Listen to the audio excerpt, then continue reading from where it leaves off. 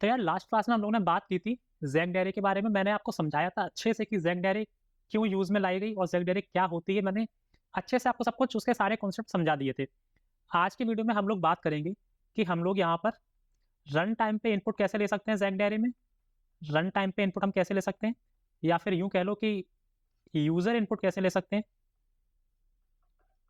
User input, ठीक है, for 2D and 3D। क्योंकि इन्हीं के लिए हमें ज़रूरत पड़ेगी, इससे ज़्यादा मैं 4D 5D में जाने की कोई ज़रूरत नहीं है वहाँ, क्योंकि वो यूज़ होती नहीं है जनरली, ठीक है। फिर हम लोग देखेंगे कि कुछ एरे के जो इनिशियलाइज़ेशन से लेके जो कुछ बातें हैं, कुछ इंपॉर्टेंट बातें हैं, इंपॉर्टेंट पॉइंट्स, वो हम लोग थोड़ा डिस्कस करेंगे। और आज की वीडियो में थ्योरी कम होगी और कोडिंग ज़्यादा होगी, है ना? आज के वीडियो में थ्योरी कम होगी और कोडिंग ज़्यादा होगी, तो यार बहुत मज़ा आने वाला है। वीडियो में एंड तक बने रहना, और अगर वीडियो अच्छा लगे तो यार चैनल को सब्सक्राइब कर देना, वीडियो को लाइक कर देना और अपने दोस्तों के साथ शेयर कर देना। फिर आगे बढ़ते हैं, देखते हैं कि हम लोग 2D एरे, और अब मैं एरे बोलूँगा तो आप लोग के लिए ये ऑब्वियस होना चाहिए कि हम लोग ज़ेग एरे की ही बात करेंगे। जावा में ये मैट्रिक्स जैसा कोई कॉन्सेप्ट होता नहीं है जनरली। हम जितनी भी एरे अपनी बनाते हैं वो सारी ज़ेग एरे के फॉर्मेट से ही बनाते हैं, ज़ेग एरे के कॉन्सेप्ट से ही बनाते हैं। ऐसे मैट्रिक्स जैसा कोई कॉन्सेप्ट होता नहीं है, ठीक है? और अगर आप कहो कि मैट्रिक्स हमें फिर भी इम्प्लीमेंट करनी है, तो मैट्रिक्स कुछ नहीं है, just a special case of jagged array, बस यही है। मैट्रिक्स एक स्पेशल केस है ज़ेग एरे का, जहाँ पे number of rows and number of columns बराबर हो जाते हैं, बस, ठीक है?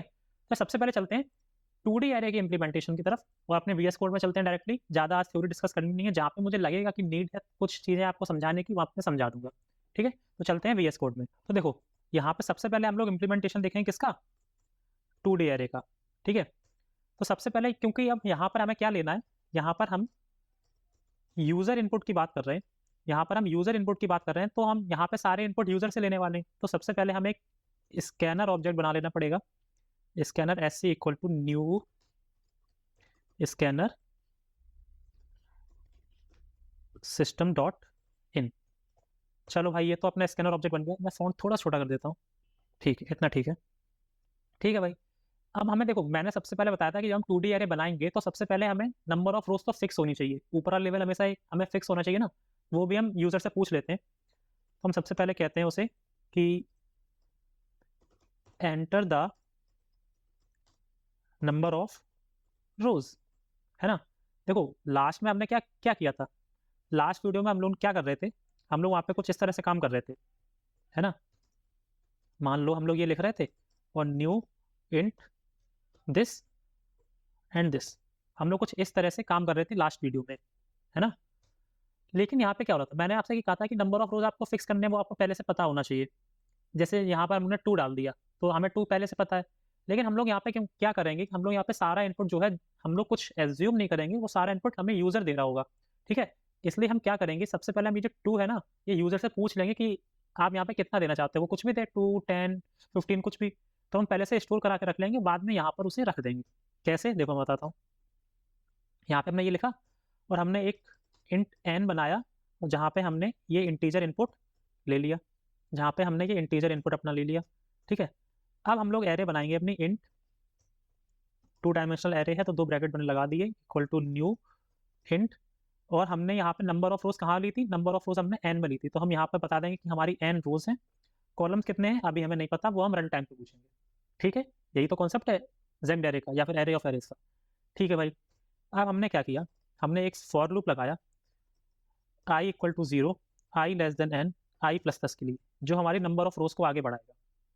अब हम लोग यहाँ पे इस फॉर लूप के अंदर पूछेंगे कि enter the number of columns for row, हाँ यहाँ पे मैं दे देता हूँ फॉर दिस, कुछ इस तरह से, है ना? ठीक है, यहाँ पे मैंने ये पूछा कि ये जो हमारी i की वैल्यू है 0, तो यहाँ पे ये लिख के आएगा enter the number of columns for row 0। Row 0 में आप कितने नंबर ऑफ कॉलम्स डालना चाहते हो? तो उसने कहा कि कुछ इस तरह से ले लो, equal to S C dot next int, कि कितने कॉलम्स हम डालना चाहते हैं। अच्छा, डालना चाहते हैं ये तो उसने दे दिया, लेकिन अभी क्या कॉलम्स वो असाइन हुए? नहीं। असाइन कैसे होंगे? ARR of I equal new int columns, है ना। ये असाइन हो गए कॉलम्स। ये सब मैंने आपको लास्ट वीडियो में करके दिखाया था। तब हम फॉर लूप का यूज़ नहीं कर रहे थे, तब हम मैनुअली टाइप कर रहे थे उसे, क्योंकि हमें पहले से हम सारी वैल्यूज एज्यूम करके चल रहे थे। लेकिन यहाँ पे हमें नहीं पता है, यहाँ पे डेटा रन टाइम पे आ रहा है, जब प्रोग्राम आपका रन हो रहा होगा उस समय डेटा आ रहा होगा। इसलिए यहाँ पे हमें जो सारा अपना कारनामा है, जितना भी खेल खेलना है, वो फॉर लूप के अंदर खेलना पड़ेगा। ठीक है, तो यहाँ पे नंबर ऑफ कॉलम्स मिल गए हमें।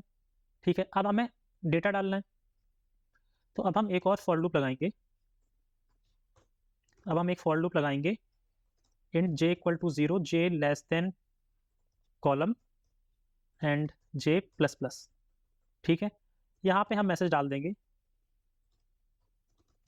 Enter the data for row 0, for row 0 and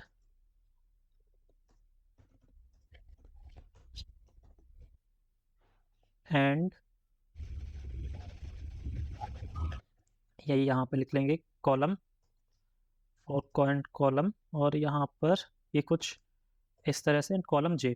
ठीक है,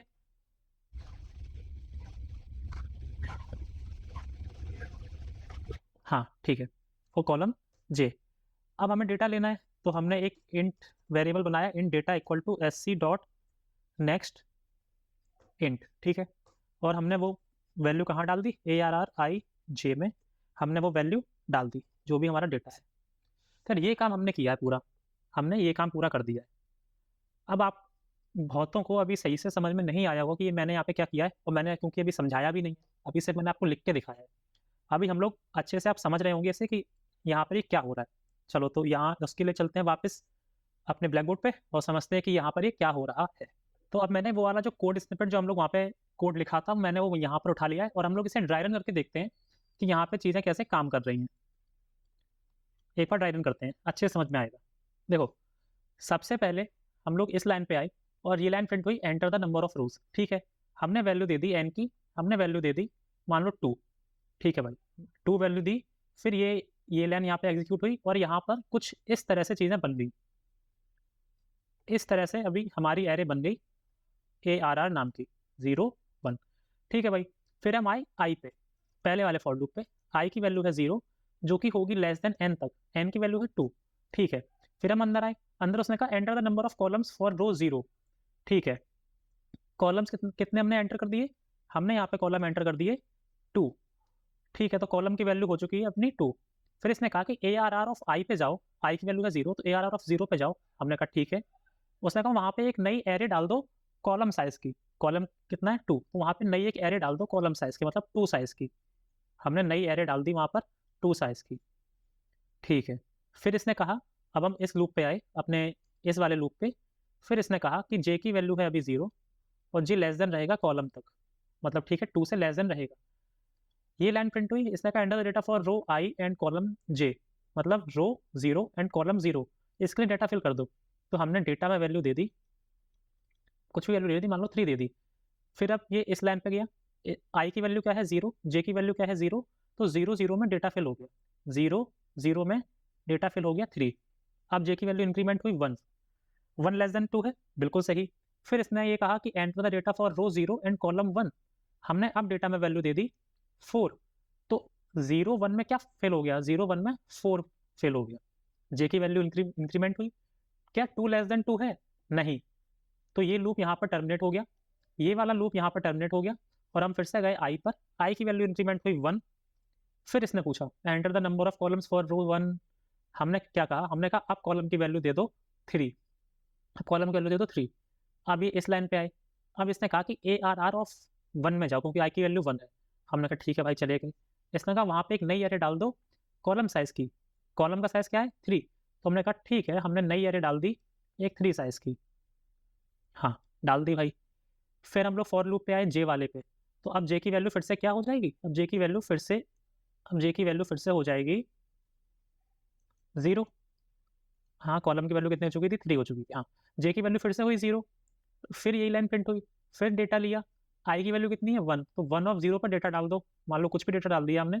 1 ऑफ 0 पे, यहाँ 0 1 2, 1 ऑफ 0 पे कोई भी डेटा डाल दो, मान लो हमने दे दिया 10। फिर जे की वैल्यू बढ़ेगी 1, तो 1 ऑफ 1 पे कुछ डेटा डालेंगे, मान लो 12। फिर जे की वैल्यू होगी 2, कॉलम की वैल्यू 3 हो चुकी थी, जे की वैल्यू होगी 2, तो 1 ऑफ 2 पे कोई डेटा डालेंगे, मान लो हमने डाल दिया 5, ठीक है भाई।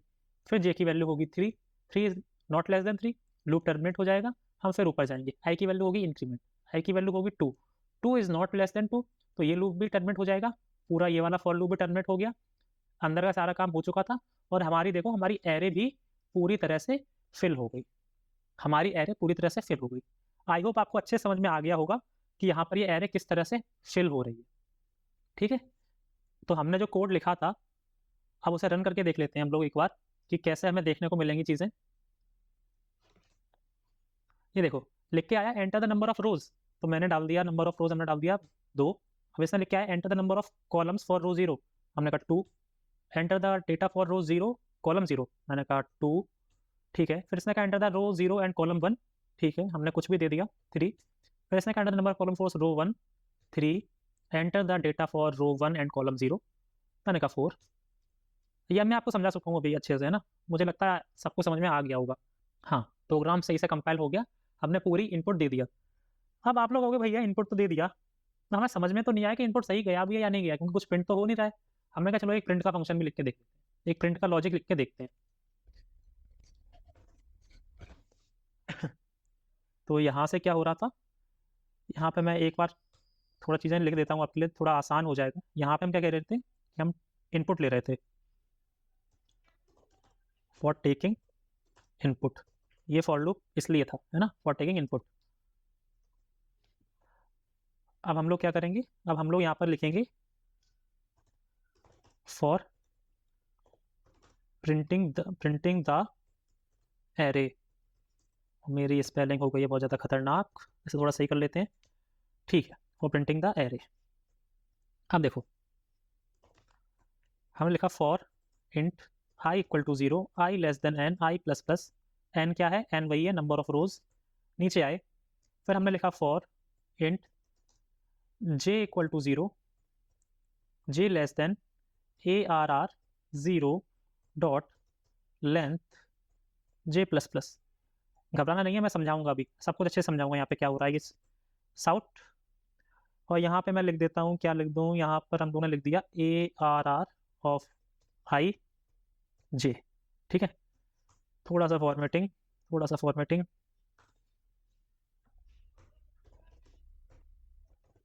ठीक है, ये हो गया। चलो अब इसे समझते हैं क्या है, ये कैसे काम कर रहा है, ठीक है। ठीक है, तो समझते हैं अच्छे से। तो ये है हमारा कोड, क्या करने के लिए, ये हमारा आउटपुट प्रिंट करने के लिए कोड है हमारा। देखो हमारी पुरानी एरे क्या थी, मैं वही लिख लेता हूँ फिर से, 3 4 10 12 5, ठीक है। Just give me a minute, अभी बना लेते हैं 10 12 5, ठीक है। एन की वैल्यू थी यहाँ पर हमारी कितनी, एन की वैल्यू थी 2। देखो सबसे पहले क्या हुआ, रुको पहले मैं ये आपको बताता हूँ कि यहाँ पे मैंने ये जो यूज़ किया है, ये क्या है। देखो लेंथ फंक्शन, यहाँ पर थोड़ा सा डिस्कशन हम लोग करेंगे लेंथ फंक्शन का, कि लेंथ क्या है, यहाँ पर करेंगे हम लोग। वैसे मैं नेक्स्ट वीडियो में लेंथ में थोड़ा डिटेल में जाऊँगा, लेकिन मैं थोड़ा सा बता देता हूँ कि लेंथ क्या होगा। लेंथ हमारा देता है, क्या देता है, लेंथ ही देता है सीधी सीधी बात है। देखो होगा क्या, जैसे मान लो हमारी ये एरे थी, ये हमारी एरे थी, यहाँ पर कुछ इस तरह से था, ठीक है। यहाँ पर मान लो कुछ इस तरह से था 0 1 0 1 0 1 2, और एरे ये था। अगर हम यहाँ पर कुछ इस तरह से लिखेंगे कि एरे ऑफ 0 डॉट लेंथ, देखो इसका मतलब क्या है, एरे ऑफ 0 क्या है, एरे ऑफ 0 है ये वाला डिब्बा, इस डिब्बे में क्या पड़ा है, ये वाली एरे, ये वाली एरे की लेंथ कितनी है 2, बस यही है, 2 आंसर दे देगा ये, ठीक है। अगर हमने लिखा array of 1 dot length, array of 1 dot length, तो ये क्या करेगा, एरे ऑफ 1 पे जाओ, एरे ऑफ 1 क्या है, ये वाला डिब्बा, इस डिब्बे में क्या पड़ा है, एक एरे पड़ी है, ठीक है। उस एरे की लेंथ क्या है 3, हाँ तो ये 3 दे देगा, ठीक है, तो ये 3 दे देगा। ए डॉट लेंथ लिखें, अगर हम ए डॉट लिखें, ए डॉट लेंथ, ए क्या है, ए है ये वाली एरे, ए है आपकी ये वाली एरे, कौन सी, ये वाली एरे, है ना।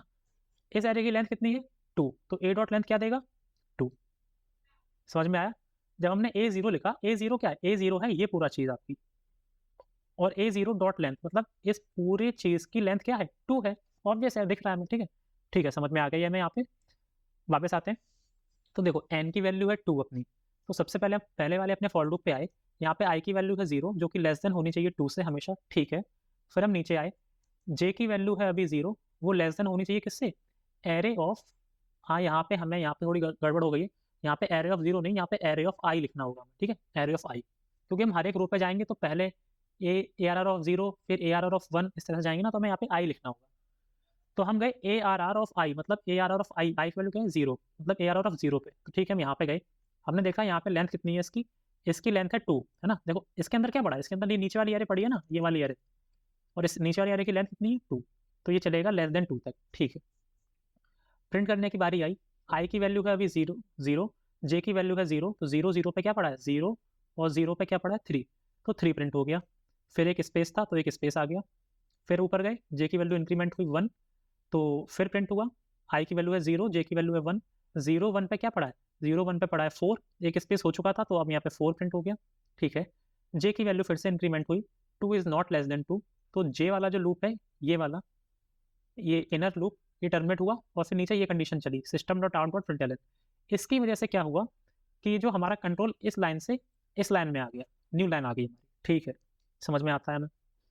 फिर हम ऊपर गए, आई इंक्रीमेंट हुआ, आई की वैल्यू हुई 1, और जे अब फिर से चलना चालू होगा, जे फिर से चलना चालू होगा, जे की वैल्यू होगी 0, तो 1 ऑफ 0, अब ये देखो 1 है ना, तो यहाँ पे क्या आ जाएगा, A R R of 1 dot length, A R R of 1 dot length क्या है 3, तो अब यहाँ पे ये चलेगा लेस देन 3 तक, ठीक है।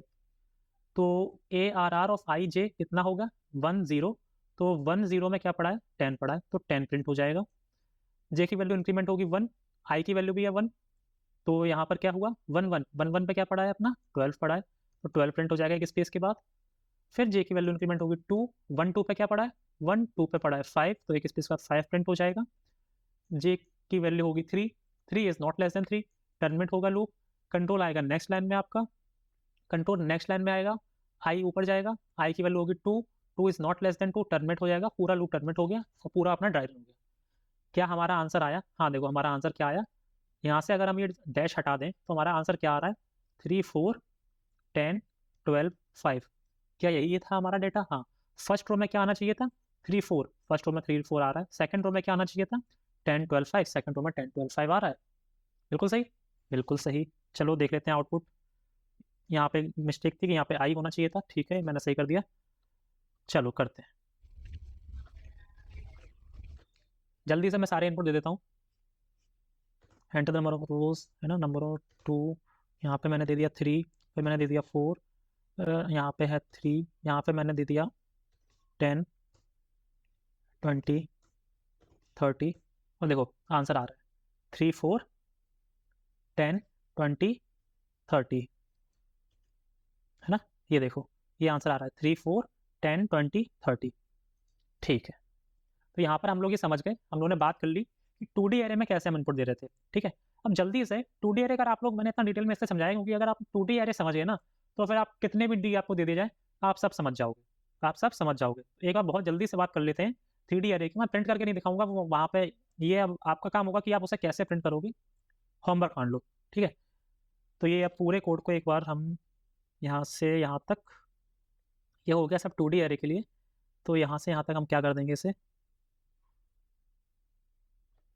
कमेंट कर देंगे। अब देखो मैं जल्दी समझा देता हूँ क्योंकि उस पर बहुत डिटेल में चर्चा करने का कोई फ़ायदा नहीं है ना। अब कुछ चीज़ें आप ऐसी हैं जिसमें आप लोग को भी थोड़ा दिमाग लगाना होगा, सब मैं ही बता दूंगा तो क्या फ़ायदा उसका, है ना। लेकिन मैं एक फॉर लूप चला के दिखा देता हूँ कि चीज़ें कैसे काम कर रही होंगी। तो यहाँ पे हम लोग बेसिकली क्या कर रहे थे, हम लोगों ने ये एरे बना दी, इनिशलाइज कर दी, डिक्लेयर कर दी, ठीक है। यहाँ पे मैंने फर्स्ट जो डायमेंशन है उसकी वैल्यू ली 2, आप लोग क्या करोगे, ये वैल्यू यूज़र से लोगे, ठीक है, ऐसे ही लिखोगे बिल्कुल जैसे मैंने लिखा था यहाँ पे कुछ इस तरह से, है ना। ये आप लोग ये वैल्यू यूज़र से लोगे, सेकंड वैल्यू मैंने खाली छोड़ दी, थर्ड वैल्यू मैंने खाली छोड़ दी। अब आप लोग क्या करोगे, आप लोग एक सबसे पहले फॉर लूप चलाओगे, है ना, आप लोग एक फॉर लूप चलाओगे, ठीक है। ये जाएगा अपनी फर्स्ट डायमेंशन में, उसके लिए ये फॉर लूप हो गया। अब आप लोग वहाँ पे ये पूछोगे कि अब हम इसके नेक्स्ट में यहाँ पर क्या वैल्यू दें, क्या वैल्यू दें, तो वो वैल्यू आप लोग कुछ भी इंट उसे एन एम मान लो, एम मान लो, और S C dot next int करके वो वैल्यू ले लेना, वो वैल्यू ले ली। अब आप लोग को वो वैल्यू यहाँ पर स्टोर भी करानी पड़ेगी। वो कैसे स्टोर कराओगे आप लोग, वो कैसे स्टोर कराओगे? देखो वो हम लोग क्या करेंगे, हम लोग उसमें क्या करेंगे, ARR ऑफ आई में जाके equal to new int this m this, ये करेंगे। ठीक है, ये ऐसे बन जाएगा, ये इतना आ गया। अब हम लोग क्या करेंगे, फिर एक फॉर लूप लगाएंगे और हम लोग यहाँ पे क्या करेंगे, int j equal to 0, j less than m, j plus plus, कुछ इस तरह से करेंगे। यहाँ से अब क्या होगा, यहाँ से अब ये होगा कि अब हम लोग यहाँ पे फिर से एक वैल्यू लेंगे, इंट k मान लो उसे, इंट k मान लो उसे equal to sc dot next int. ठीक है, sc डॉट नेक्स्ट इंट, और हम यहाँ पे क्या करेंगे, ARR of I of j, यहाँ पर न्यू इंट ऑफ k, यहाँ पर ये डालेंगे। और फिर हम एक और फॉर लूप लगाएंगे, फिर हम एक और फॉर लूप लगाएंगे, इंट अब कुछ भी मान लो, यहाँ पर मैं कोई भी वैल्यू कोई p दे दूँ, चलो p equal to 0, p less than k and p plus plus, ये कुछ इस तरह से होगा। और हम यहाँ पे अपना डेटा देंगे, यहाँ पे हम डेटा देंगे। ठीक है, तो ये मैंने बेसिक आपका स्ट्रक्चर बता दिया कि ये कैसे काम करेगी यहाँ पे चीज़ें। ठीक है, एक बार मैं समझा देता हूँ थोड़ा सा, क्योंकि हो सकता है किसी को 3D एरे थोड़ी कॉम्प्लेक्स लग रही हो, तो मैं एक बार बताता हूँ कि यहाँ पे चीज़ें कैसे काम करेंगी। 3D एरे, देखो सबसे पहले हम लोग ने क्या किया, इनिशियलाइज किया, ऑब्वियस है सबसे पहले तो इनिशियलाइज ही करेंगे ना। न्यू इंट, यहाँ पे 2 दे दिया, यहाँ पे कुछ इस तरह से दे दिया, यहाँ पे कुछ इस तरह से दे दिया। ठीक है, तो यहाँ पे अभी कितना बन गया, यहाँ पे कुछ इतना बन गया।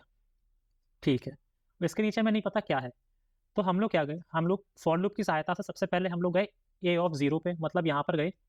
अब क्योंकि ये 3D एरे है, यहाँ पे लेवल कितने होंगे, यहाँ पे लेवल होंगे 3 लेवल, लेवल 1, लेवल 2, लेवल 3। अगर ये आपको लेवल वाला कॉन्सेप्ट नहीं समझ आ रहा है तो यार प्लीज़ पहले वो लास्ट वाला वीडियो देख लो, मैंने वहाँ बहुत अच्छे समझाया था कि ये कैसे काम करेगा। ठीक है, तो लेवल 1 तो तैयार हो चुका है, उसके नीचे 2 लेवल हैं, यानी कि मतलब क्या है, यानी कि इस ब्लॉक के अंदर एक 2 डायमेंशनल एरे आएगी।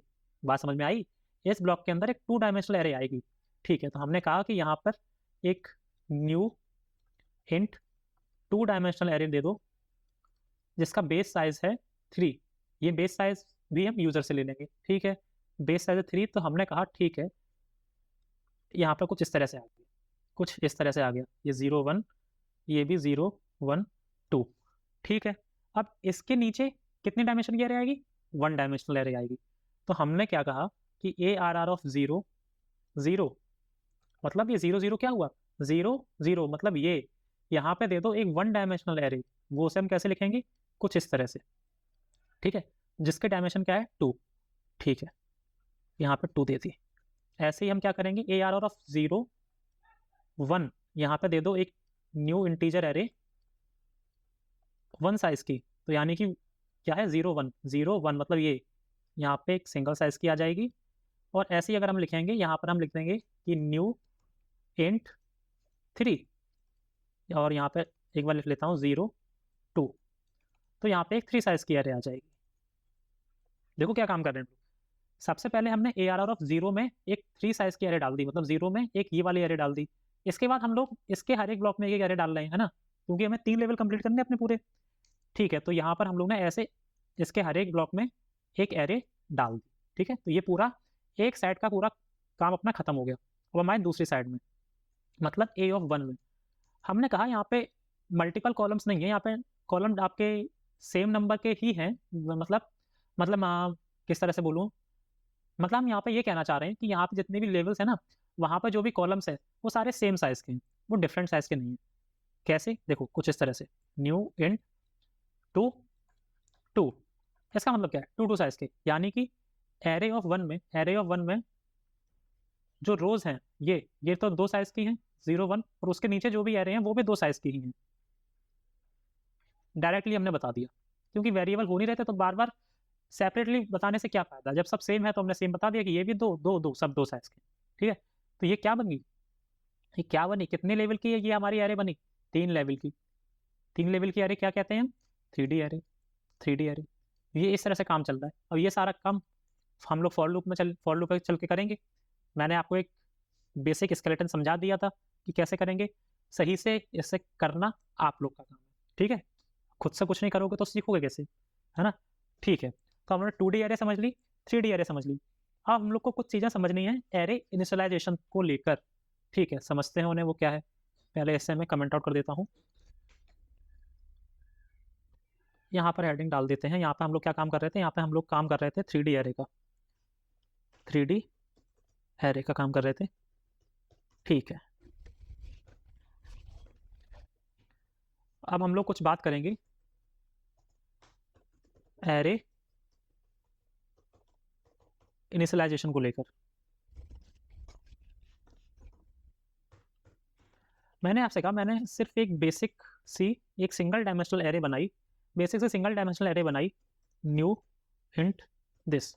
और यहाँ पे मैंने 2 प्रिंट स्टेटमेंट लगाए, जिसमें मैंने ए प्रिंट कराया और जिसमें मैंने ए ऑफ 0 प्रिंट कराया। क्या प्रिंट होना चाहिए, अभी आप लोग बताओगे कि यहाँ पर क्या प्रिंट होना चाहिए। अच्छा, अभी क्या ये कोड हमारा सही से कंपाइल होगा, बताओ, सोचो, बताओ, देखते हैं, देखते हैं, कंपाइल करके देखते हैं। नहीं, यहाँ पर एरे, वो एरर आ गई। एरर क्या है, array dimension missing, array dimension missing. तो देखो, यहाँ पर हम लोगों ने कोई डायमेंशन नहीं दी। मैंने आपको पहले ही बताया था कि एटलीस्ट बेस डायमेंशन तो हमें पहले से बतानी पड़ती है, ठीक है। अब ये कोड सक्सेसफुली कंपाइल हो जाएगा, देखते हैं क्या आंसर देगा ये क्या, ये क्या आंसर दे रहा है, ये क्या लिखा है अजीब सा नंबर, ये अजीब सा नंबर क्या लिखा हुआ है यहाँ पर। और ये जीरो, ये यहाँ पे ये जीरो क्यों आ रहा है, ये ऊपर एक अजीब सा नंबर लिखा है, ये नीचे जीरो आ रहा है, इसका मतलब क्या है। आओ, इसका मतलब समझते हैं, इसका मतलब समझते हैं।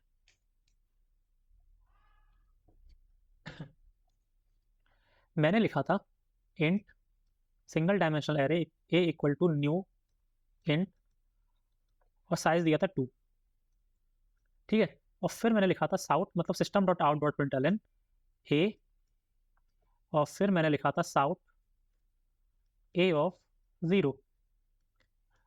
तो यहाँ पे कुछ आंसर कुछ इस तरह से आ रहा था, और यहाँ पे कुछ एक नंबर लिखा जैसे 383E08 ए कुछ भी, और यहाँ पे आंसर आ रहा था 0। देखो इसे समझते हैं क्या है, ये समझते हैं थोड़ा सा क्या है डीप में। जब हमने ये लाइन लिखी, तो यहाँ से हमारी एक एरे बनी, यहाँ से हमारी एक एरे बनी 2 साइज की। बाई डिफॉल्ट एरे में जो वैल्यू जाती है, जब भी हम कोई एरे बनाते हैं तो बाई डिफॉल्ट उसमें एक वैल्यू स्टोर होती है। वो वैल्यू क्या होती है, 0 0, ठीक है। तो आप लोग समझ गए होंगे कि ए ऑफ 0 में 0 प्रिंट क्यों होता था, क्योंकि ए ऑफ 0 में 0 ही था, बाई डिफॉल्ट 0 वैल्यू आती है, इसलिए यहाँ पे 0 प्रिंट हो गया था। अच्छा, ये क्या है, ये देखो, यहाँ पे ये ए एरे का एड्रेस प्रिंट कर रहा है एक तरह से। अच्छा, ये किस फॉर्मेट में होता है, देखो, सबसे पहले क्या आता है, आपकी एरे क्लास आती है, एरे क्लास आती है, देन एट द रेट का सिंबल, और उसके बाद एक आपका हेक्साडेसिमल नंबर आता है। अब क्योंकि ये जो एरे हमारी थी, ये इंटीजर टाइप की सिंगल डायमेंशनल एरे थी, तो उसकी एरे क्लास क्या बनेगी, कुछ ये बनेगी, मतलब ओपनिंग ब्रैकेट कैपिटल आई, फिर क्या आना चाहिए, फिर एट द रेट आना चाहिए, फिर उसके बाद कोई हेक्साडेसिमल नंबर।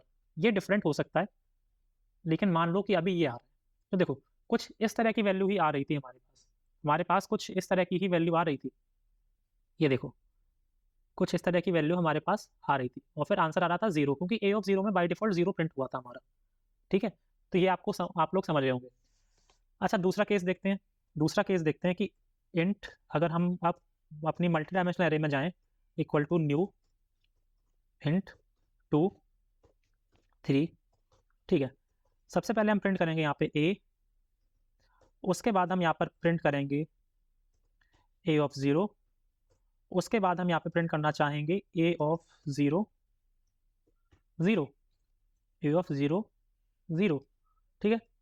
अभी मैंने आपको जितना समझाया उसके बेसिस से मुझे बताओ कि क्या आंसर आना चाहिए, ठीक है। सोचो क्या आएगा, सोच लिया, देखो, देखते हैं क्या आंसर आएगा। अब मैंने यहाँ पे क्या लिखा, अब मैंने यहाँ पे लिखा इंट, बताया मैंने कि ये 2D एरे है, फिर मैंने लिखा न्यू इंट 2 ऑफ 3, ठीक है। तो यहाँ से क्या बना होगा स्ट्रक्चर हमारा, कुछ इस तरह से बना होगा, है ना। थोड़ा टेढ़ा मेढ़ा हो गया है लेकिन सही है, कुछ इस तरह से बना होगा। ठीक है, ये 0 1 0 1 2 0 1 2। देखो तो अब मैंने यहाँ पे लिखा साउट ए ऑफ 0, साउट ए ऑफ 0 0। देखो सबसे पहले हम ए प्रिंट करा रहे हैं। ए क्या है? ए है आपका ये वाली मैट्रिक्स, ये वाली मैट्रिक्स आपकी ए है, पूरी मैट्रिक्स। अगर हम इस पूरे डेटा स्ट्रक्चर को एज अ होल देखें, इस पूरे डेटा स्ट्रक्चर को अगर हम एज अ होल देखें, मतलब एक पूरे को देखें एक साथ, तो इसे हम ए नाम देते हैं, इसे हम ए नाम देते हैं। तो ये पूरा कितने डायमेंशन का है? ये पूरा 2 डायमेंशन का है। तो यहाँ पे एरे क्लास प्रिंट हो, क्योंकि क्योंकि देखो डेटा तो यहाँ पे कुछ नहीं, डेटा तो हमारा लोएस्ट लेवल पे होता है। तो यहाँ पे क्या होता है? ऊपर ऊपर होता है एड्रेस। ए मैट्रिक्स का एड्रेस क्या है? कैसे प्रिंट होगा? तो पहला आउटपुट हमारा आएगा कुछ, मैंने आपसे कहा था सबसे पहले एरे क्लास आती है, और ये है हमारी इंटीजर 2 डायमेंशनल एरे। इसकी एरे क्लास क्या होगी? कुछ इस तरह से होगी। कि मैंने एरे क्लास ये कैसे निकालते हैं मैंने आपको बताया था, कुछ लास्ट वीडियोस में बताया था, वो यार जाके देख लेना एक बार। फिर एट द रेट आएगा, फिर मैंने कहा था यहाँ पे कोई आपका हेक्साडेसिमल, एक आपका हेक्साडेसिमल नंबर आएगा। ठीक है, तो यहाँ पर कुछ इस तरह से आउटपुट आएगा। दूसरे केस में क्या है? Array of 0। एरे ऑफ 0 क्या है? एरे ऑफ 0 ये है कि इस डिब्बे के अंदर क्या पड़ा है, इस डिब्बे के अंदर हमारे पास क्या पड़ा है, इस डिब्बे के अंदर हमारे पास पड़ी है ये वाली एरे, ये वाली एरे, है ना, ये वाली एरे पड़ी है। मतलब ये वाली एरे पड़ी होने का मतलब क्या है? कि इस वाली एरे का एड्रेस पड़ा है यहाँ पर, इस वाली एरे का एड्रेस पड़ा है। ए ऑफ 0 में नीचे वाली एरे का एड्रेस पड़ा है, तो ए ऑफ 0 का हम प्रिंट कराएंगे तो इस एरे का, इस वाली एरे का एड्रेस प्रिंट हो जाएगा। अब ये एरे क्या है? ये है आपकी सिंगल डायमेंशनल इंटीजर एरे, है ना, ये बात हमें समझ में आती है। सिंगल डायमेंशनल इंटीजर एरे की एरे क्लास क्या होती है? कुछ इस तरह से, then at the rate and then कोई एक हेक्साडेसिमल नंबर। ठीक है, इतनी बात समझ में आती है। नेक्स्ट हम लोग ने क्या लिखा था? नेक्स्ट हम लोग ने लिखा था एरे ऑफ 0 0, मतलब 0 0 मतलब यहाँ पर क्या पड़ा है? मैंने कहा था बाय डिफॉल्ट डेटा जो आता है वो 0 होता है, तो ए आर आर ऑफ 0 में क्या पड़ा है? 0 पड़ा है। ठीक है, तो कुछ इस तरह से आंसर आएगा। देखो पहले डबल ब्रैकेट आई, फिर सिंगल ब्रैकेट आई, फिर 0, कुछ इस तरह से आंसर आएगा। रन करके देखते हैं एक बार। जी हाँ बिल्कुल, पहले डबल ब्रैकेट आई आ रहा है, फिर सिंगल ब्रैकेट आई आ रहा है, फिर 0 आ रहा है। ठीक है, समझ में आ गई बात हम लोगों को। अच्छा, एक केस और है, एक केस थोड़ा और ज़रूरी सा केस है, एक बार वो और डिस्कस करके देखते हैं। मैंने लिखा int this equal to new int, यहाँ पे मैंने दे दिया 2, मैंने दूसरी एरे का साइज़ नहीं दिया, मैंने दूसरा वाला कॉलम कितना है वो साइज़ नहीं दिया, और मैंने सेम चीज़ें लिखी, साउट ए ऑफ 0। ये थोड़ा इंपॉर्टेंट केस है, इसे ध्यान से सुनना। ठीक है, यहाँ पे क्या प्रिंट होना चाहिए देखते हैं एक बार। ये देखो यहाँ पे पहले कुछ प्रिंट हुआ, ये जैसे प्रिंट होता था हमारा 2D एरे का एड्रेस, वो प्रिंट हुआ। फिर नल प्रिंट हुआ, नल क्या है? फिर एक्सेप्शन प्रिंट हुआ, एरर आ गई। अरे ये क्यों आ गई? देखो समझते हैं इसे एक बार। यहाँ पे मैंने लिखा इंट कुछ इस तरह से ए इक्वल टू न्यू इंट ये। तो यहाँ पे क्या हुआ? यहाँ पे अभी सिर्फ इतना डेटा स्ट्रक्चर बना। इसके नीचे क्या है मैंने कुछ बताया ही नहीं, कि इसके नीचे क्या है, इसके नीचे क्या है मैंने कुछ नहीं बताया, मैंने कुछ नहीं बताया। ठीक है, तो मैंने कुछ बताया ही नहीं कि इसके नीचे क्या आएगा, तो यहाँ पे बाय डिफॉल्ट क्या स्टोर हो गया? यहाँ पे बाय डिफॉल्ट नल स्टोर हो गया। अब इसे ये मत कंफ्यूज कर लेना उससे कि भैया आपने बताया था कि बाय डिफॉल्ट तो 0 स्टोर होता है, यहाँ पे नल क्यों स्टोर हो रहा है? मैंने कहा बाय डिफॉल्ट 0 वहाँ पे स्टोर होता है जहाँ पे डेटा स्टोर हो रहे होते हैं। अब 2 डायमेंशनल एरे है, डेटा स्टोर होता है लेवल 2 में, लेकिन मैंने लेवल 2 तो बताया ही नहीं, है ना, तो वहाँ तो डेटा तो हमारा स्टोर हो नहीं सकता। पर लेवल 1 में क्या स्टोर होता था? नेक्स्ट लेवल की एरे का एड्रेस। अब हमने नेक्स्ट एरे भी नहीं बनाई, जब कुछ नहीं बनाया तो वहाँ पे कुछ नहीं का मतलब क्या होता है? नल। तो यहाँ पे नल स्टोर हो गया। और मैंने यहाँ पे क्या लिखा? साउट ए, फिर मैंने लिखा साउट ए ऑफ 0, ओके, फिर मैंने लिखा साउट ऑफ ए ऑफ 0 0। ठीक है। अच्छा, साउट ए क्या है? ए तो आपकी इंटीजर 2 डायमेंशनल एरे, इतना मानते हो, है ना, ये तो पक्का है कि ए जो है वो इंटीजर 2 डायमेंशनल एरे है। तो इसका तो नॉर्मल हमें पता है कि कुछ इस तरह से प्रिंट हो जाएगा। ठीक है, अब मैंने कहा, अब ध्यान से सुनना, अब मैंने कहा कि ए ऑफ 0 पे जाओ। अच्छा, ए ऑफ 0 में क्या स्टोर है? भैया कुछ नहीं स्टोर है, कुछ भी स्टोर नहीं है। कुछ भी नहीं का मतलब क्या होता है? आपने कहा भैया आपने बताया कि नल होता है। मैंने कहा बिल्कुल ठीक है, नल होता है इसलिए नल प्रिंट हो गया। फिर आपने कहा कि ए ऑफ 0 0 पे जाओ, मैंने कहा जाके देखो 0 0, अरे इसके नीचे कहाँ जाए, इसके नीचे कुछ है ही नहीं। ए ऑफ 0 0, ए ऑफ 0 0 तो कुछ है ही नहीं। ए ऑफ 0 तक बनी है बात, उसके बाद ए ऑफ 0 0 पे तो कुछ है ही नहीं। जब कुछ नहीं है उसे हम प्रिंट कराना चाहते हैं तो एरर तो आएगी। जब कोई चीज़ एग्जिस्ट ही नहीं करती उसे तुम प्रिंट कैसे करा सकते हो? तो वहाँ पर एरर आना तो ऑब्वियस है ना। अब एरर कौन सी आएगी? तो देखो, जब भी हम नल पे कोई ऑपरेशन कर रहे होते हैं तो वहाँ पे एरर आती है नल पॉइंटर एक्सेप्शन, है ना। नल पॉइंटर एक्सेप्शन ये आती है। देखते हैं क्या यही आ रहा था? हाँ देखो, पहले तो हमारा ये 2D जो एरे है वहाँ उसका हमारा एड्रेस प्रिंट हो गया, फिर नल, फिर ये देखो नल पॉइंटर एक्सेप्शन एरर आ गई, नल पॉइंटर एक्सेप्शन एरर आ गई। आई होप आप लोग ये बात अच्छे से समझ चुके होगी कि यहाँ पर ये जो तीनों केस थे, यहाँ पे जो तीनों केस थे, पहला केस ये वाला, दूसरा केस ये वाला, तीसरा केस ये वाला। आई होप आप लोग अब ये बात अच्छे से समझ चुके होंगे कि यहाँ पे कैसे काम हो रहा है। ठीक है, अब लेक्चर को समराइज करने का समय आ गया है।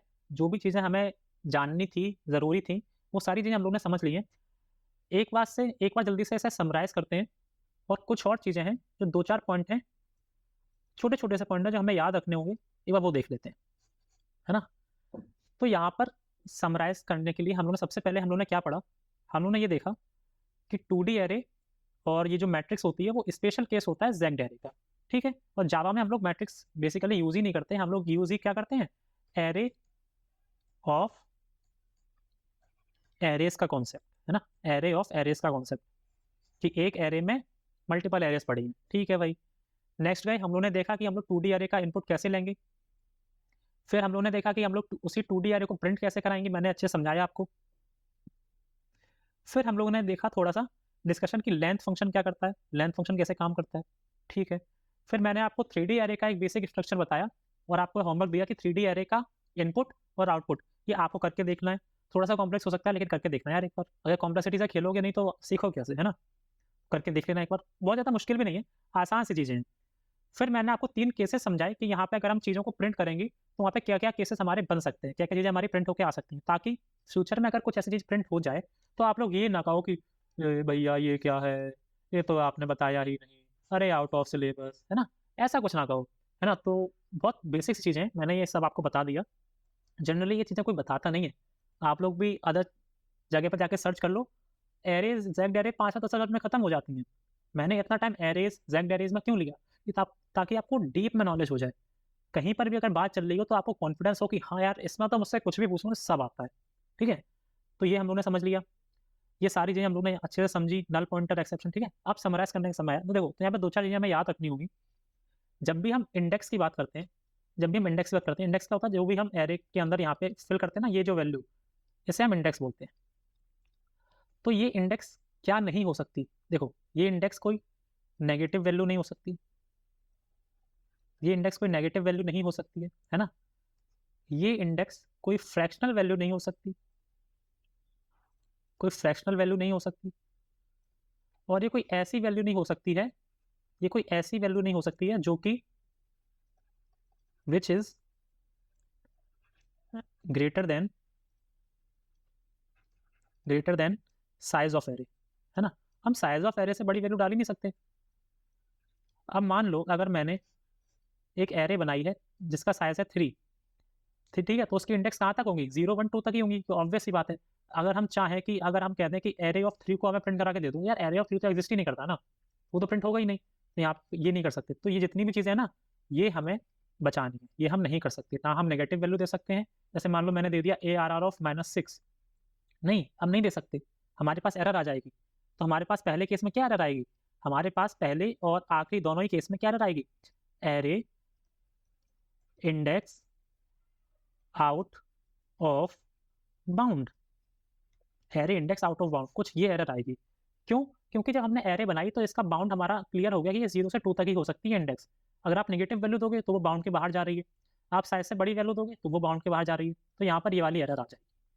फ्रैक्शनल वैल्यू अगर आप दे रहे हो, कुछ ऐसी वैल्यू दे रहे हो ARR ऑफ 2.5 या 2.5 क्या है, या 2.5 कुछ नहीं होता, तो यहाँ पर भी एरर आ जाएगी। ठीक है, तो ये कुछ बातें हैं जो आपको इंडेक्स से रिलेटेड याद रखनी है, ताकि आप लोग कभी भी कोई गलती ना करो। तो यार हम लोग ने सब कुछ कंप्लीट कर लिया है। ज़ेग्ड एरे के बारे में, एरे ऑफ एरेज़ के बारे में। अब अगर आपसे कोई कहे कि जावा में क्या हम मैट्रिक्स बनाते हैं, क्या वो एक अच्छी प्रैक्टिस है? तो आप लोग कहना नहीं, वो एक अच्छी प्रैक्टिस नहीं है। क्यों? क्योंकि वो मेमोरी इनएफिशिएंट है। अच्छा, कोई आपसे कहे तो उससे बचने के लिए हमें क्या करना होगा? तो आप लोग कहना कि हमें ज़ेग्ड एरे बनानी होगी। क्या ज़ेग्ड एरे आपको आती है? जी हाँ, बिल्कुल आती है। इंडेक्स कैसे काम करती है? हाँ, बिल्कुल अच्छे से हमें आता है। हम लोगों ने सारे केसेस पढ़ के देख लिए हैं। अगर आपको ज़ेग्ड एरे अभी ये मेरे सारे वीडियोज़ देख के 50 से 60% भी समझ में आती है, तो आप लोग भी सफल हो गए समझने में और मैं सफल हो गया आपको समझाने में। 100% कब आएगी? जब आप लोग इस पे क्वेश्चन सॉल्व करोगे, खुद से प्रैक्टिस करोगे, खुद से बना के देखोगे, खुद से लड़ोगे इससे, तभी आपको 100% समझ में आएगी। क्वेश्चन कहाँ से करने हैं? मैंने कहा अभी बेसिक से क्वेश्चन करो क्योंकि अभी आप लोग सीख रहे हो, तो अभी आप लोग बहुत बेसिक लेवल के क्वेश्चन करो, गीक्स फॉर गीक्स पे जाके और हैकर रैंक पे जाके। ये 2 वेबसाइट्स हैं, इन पे जाके क्वेश्चन्स करो, बेसिक से क्वेश्चन करो, बहुत अच्छे लेवल के क्वेश्चन या फिर मीडियम लेवल के क्वेश्चन अभी मत उठाना, अभी ईज़ी लेवल के क्वेश्चन उठाओ, ताकि आपको एक अच्छे से अंडरस्टैंडिंग आ जाए और आपका जो माइंडसेट है ना, प्रॉब्लम सॉल्विंग माइंडसेट, एक बार वो क्लियर हो जाए, ठीक है? तो मिलते हैं नेक्स्ट वीडियो में, तब तक के लिए keep learning, keep exploring, bye bye.